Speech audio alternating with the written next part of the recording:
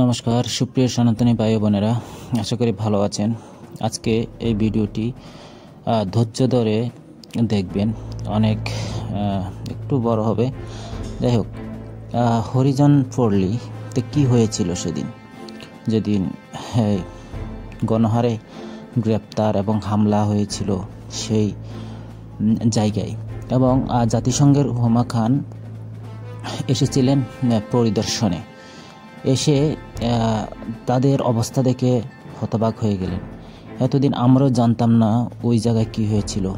তো এখানে কুশলবরণ স্যার তাদের দুঃখ দুর্দশা এবং কিভাবে গণহারে এই যে গ্রেপ্তার হয়েছে সেই বিষয়গুলো উঠিয়ে ধরেছেন। একটু পানি দিয়ে দিয়েছিল, এখন এক নম্বর আসামি হয়ে গেছে। মানে ওরা আমাদেরকে দেখতে কিছু করতে দিতেছে না, আমাদেরকে শুধু ভাগায়। এখন আমরা কোথায় যাবো? আপনারাই বলেন, আমরা কোথায় যাবো? ছেলে একটা মাইয়া একটা ছেলে আমার শাশুড়ির বাসা। আমরা ওই দিন কষ্ট হয়েছে, ভাত খাওয়ার জন্য আসছি। ভাত থেকে আমার সামনে নিয়ে গেছে নয়ন দাস। আমার ছেলে আমি কিভাবে চলবো? আমার তিনটে বাচ্চা নিয়ে আমি কিভাবে চলবো? কি করবো? আমার নাতিকে তো ঘরে তো তুলে নিয়ে গেছে।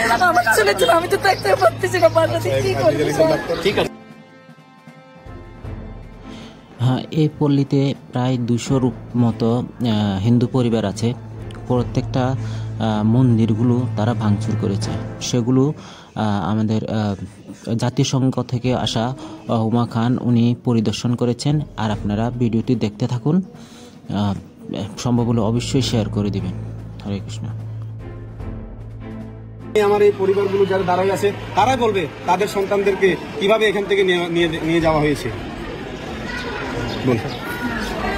আমার ছেলে চাকরি থেকে আসতেছে, ইউনিভার্সিটিতে চাকরি করে আমার ছেলে।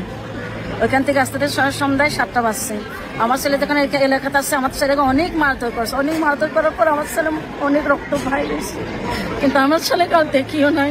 কিন্তু আমার ছেলেকে অনেক মারধর করে থানায় নিয়ে গেছে, কিন্তু পুলিশে মারে না, পাবলিকে মারছে। আমার ছেলে কি দোষ করছিল? কিন্তু আমার ছেলেকে এরকম মারছে কি? আমার ছেলে কি এরকম অন্যায় করছে না? একটা গাড়ি বানছেন, একটা পাতার হাতে নিয়েছে। কি করছে আমার ছেলে? আমার ছেলে তো কিছু করে নাই। আমার ছেলেকে অনেক মারধর থানায় নিয়ে গেছে, থানায় নিয়ে অনেক মামলা দিছে।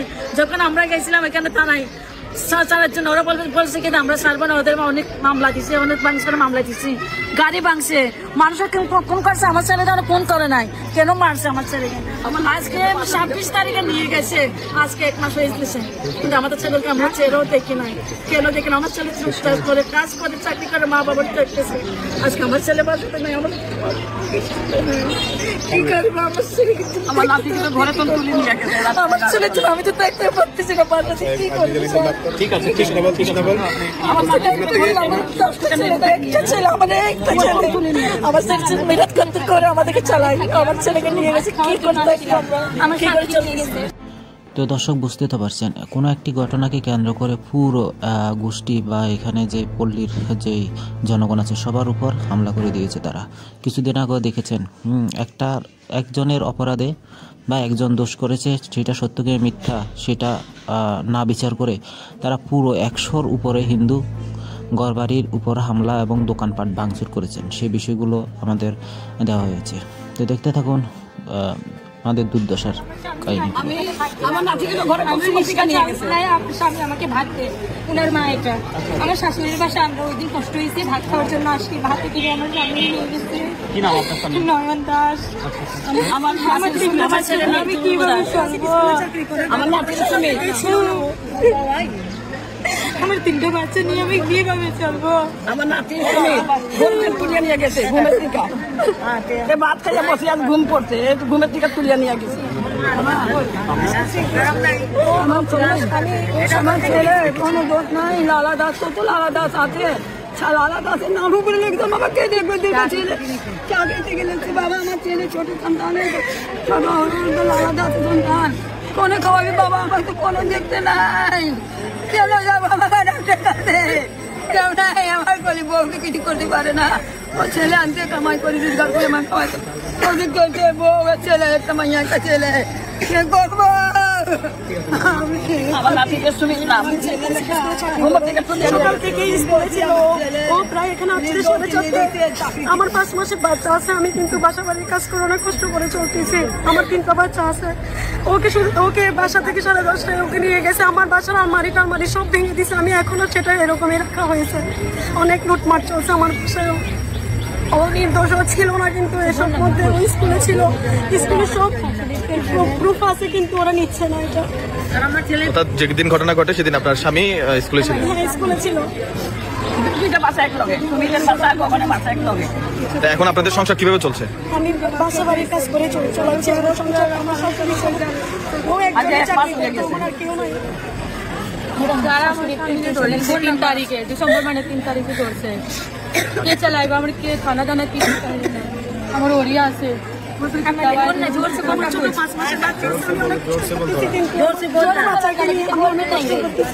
বাচ্চাকে ছেড়েছেন, আমার কাজ করতে হচ্ছে এখন। আপনি কি এর আগে কখনো মানে মানুষের বাসায় গিয়ে কাজ করতেন? আমি আগে থেকে করতাম বাসার কাজ, কিন্তু বাবু হওয়ার পরে আর করি নাই। আমার ছেলে একজনের কামান বানায়, ও রিক্সা চালায়, রিক্সা চলে আসছে ভাত খাওয়ার জন্য।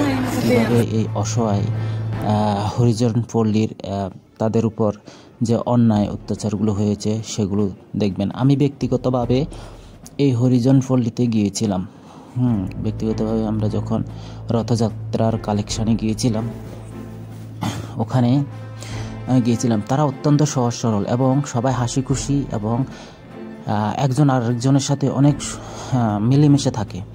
তাদের এই যে ঘরবাড়িগুলো দেখেছেন, প্রত্যেকটা ঘরে দুইটা ঘর পরপরই কি সুন্দরভাবে মন্দিরের মতো করে তারা সাজিয়ে রেখেছেন। তারা এতটাই ধর্মপরায়ণ, তারা ভগবানকে এতটাই ভালোবাসেন।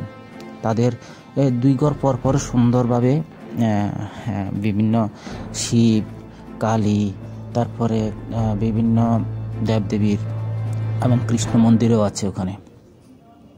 তো এই শান্তপ্রিয় মানুষদের সাথে আমি গিয়েছিলাম, যে রথযাত্রার কালেকশানে গিয়েছিলাম। ওনারা কাউকে কি করেন না, ফেরাই না। ওখানে আপনারা যাবেন, কাউকে ফেরাবে না, অন্তত 10 টাকা হলেও দিবে। বলবে যে মানে কিছু বলা লাগবে না, আপনি গিয়ে সামনে দাঁড়াবেন, 10 টাকা দিয়ে বলবে যে অন্তত, মানে ওদের আয় রোজগার তো অনেক কম। তারা এই পুরা চট্টগ্রাম শহর বা বিভিন্ন শহরগুলোতে পরিষ্কার পরিচ্ছন্নতার কাজ করে। তারা বেশিরভাগ অনেকে হিন্দি কথা বলতে পছন্দ করে। হরিজন পল্লী যারা গিয়েছেন তারা অবশ্যই জানেন। তো সম্পূর্ণ ভিডিওটি দেখুন এবং তাদের দুঃখ দুর্দশাগুলো আপনারা বুঝতে পারবেন তারা এখন কিভাবে আছে। হরে কৃষ্ণ।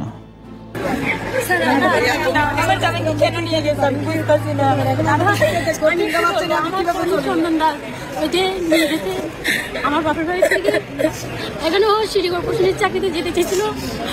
ও মানে আমাদের স্বামী মন্দিরের জন্য বের হয়েছিল, ওরা মারার জন্য বাইর হয়নি, কিন্তু মন্দির রক্ষার জন্য মন্দিরে হামলা হবে। চন্দন দাস যে আমার বাবার বাড়ি থেকে ধরে নিয়ে আসছিল ভোরের থেকে, উনি চাকরির জন্য বের হয়েছিল। তো এখানে মানে মানুষজন বলছে যে মন্দির আমাদের ভেঙে দিতেছে। ও গেছে, কিন্তু ওনারে কে দিয়েছে এগুলো ও নিজেই জানতে পারেনি। উনি একটু পানি খেয়ে নিয়েছিল। ও এখন 1 নম্বর আসামি হয়ে গেছে। মানে ওরা আমাদেরকে কিছু করতে দিতেছে না, আমাদেরকে শুধু ভাগায়। এখন আমরা কোথায় যাবো? আপনারাই বলেন, আমরা কোথায় যাবো? আমাদেরকে লুটো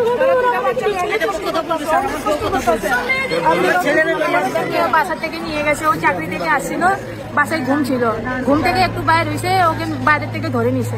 বাচ্চাকে নিতে যাইতেছিল, বাসা থেকে নিয়ে গেছে। অনেক প্রচার করছে, অনেক মারছে ওরা, আমাদেরকেও শান্তি দিতেছে না ওরা। সব মহিলারা তো মারছে, সব মহিলারা কি হয়েছে একটু বলেন তো? ওরা তো মহিলারা, সব মহিলারা কাপড় খুলে মারছে। আপনারা মানুষরা তো মহিলারা ছাড়তো না, কারা মারছে? তো দুর্বৃত্ত যারা ছিল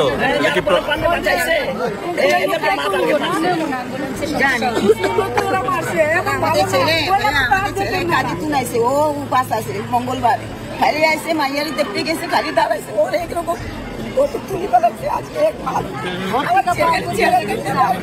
ছেলের দিকে ভাত খাইতে পারে না। আমার ছেলে বাইরে আছে, আমি দেখতেও পারি না। আমরা খাওয়াই তো ভাত আমার ছেলেকে বাসা থেকে নিয়ে গেল। ও আমার ভাইয়ের সাথে ঘুমছিল কিনা ঘটনার সময় আমার ভাইয়ের সাথে ঘুমছিল, আমার ভাই থেকে ঘর থেকে নিয়ে গেছে।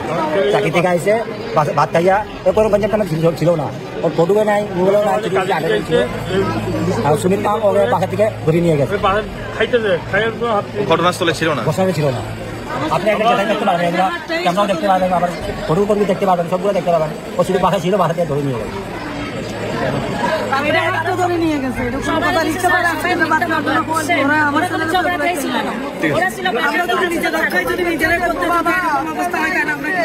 চাকরির দিকে লগিয়েছে বাগুনি ওয়ার্ডের দিকে। আমার ছেলের কোনো দোষ নাই, সবাই দেখেন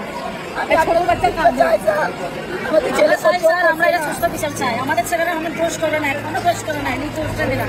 ওরা মিথ্যা মামলা দিয়ে আমাদেরকে শাস্তি দিতেছে। আমরা এটা সুস্থ বিচার চাই।